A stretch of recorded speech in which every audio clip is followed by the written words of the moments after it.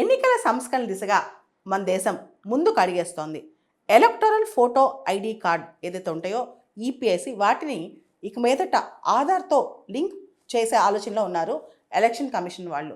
ప్రధానంగా chief election commissioner Gyanesh Kumar గారు దీనికి సంబంధించి ఒక హై లెవెల్ డిస్కషన్ స్టార్ట్ చేస్తున్నారు. ఏదైతే ఎలక్టరల్ ఫోటో ఐడి కార్డు ఉందో దాన్ని ఆధార్తో లింక్ చేసే దిశగా ఈ చర్చలు జరుగుతున్నాయి. మనందరూ తెలుసు, మన రాజ్యాంగంలో ఆర్టికల్ 326 యూనివర్సల్ అడల్ట్ ఫ్రాంచైజ్ వయోజన ఓటు హక్కు ప్రతి భారతీయ పౌరుడు ఎవరైతే ఉన్నారో కుల మత జాతి లింగ అనేక అంశాలను పక్కన పెట్టి ప్రతి ఒక్కరికి 18 సంవత్సరాల వయసు దాటితే వాళ్ళకి ఓటు హక్కు ఉంటుంది.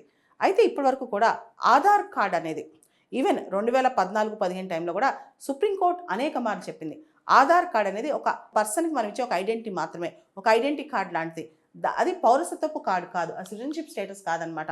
అయితే ఓటు హక్కు ఎవరికి ఉంది? భారత పౌరులకు ఉందన్నమాట.